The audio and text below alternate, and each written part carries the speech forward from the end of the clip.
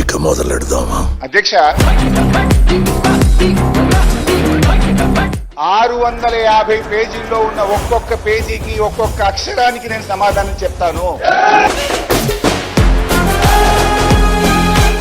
Double standards అంటే ఇది కాంగ్రెస్ పార్టీకి మీకే వస్తుంది శ్రీధర్ బాబు గారు. మీరు సబ్జెక్ట్ మాట్లాడండి, పొలిటికల్ లైన్ ఎందుకు మాట్లాడతారు? సబ్జెక్ట్ మాట్లాడండి. నాకంటే ఎక్కువ మీరే మాట్లాడుతున్నారు స్పీకర్ గారు. ఈ సబ్జెక్ట్ మీద 4 రోజులైనా నేను మాట్లాడడానికి ప్రిపేర్డ్ ఉన్నా. ఇవాళ కాదు, రేపు మాట్లాడదామన్నా నేను రెడీ. మాట మార్చొద్దు అన్నారు. మాట మార్చుడు కోమటిరెడ్డి వెంకన్నకు అలవాటు ఉంటుంది తప్ప నాకు ఉండదు. మళ్ళీ తప్పుదో పట్టించే మాటలు మాట్లాడుతున్నారు అధ్యక్ష. మన ముఖ్యమంత్రి గారు మసిబూసి మారేడు కాయ చేయడంలో ఆయన సిద్ధహస్తు.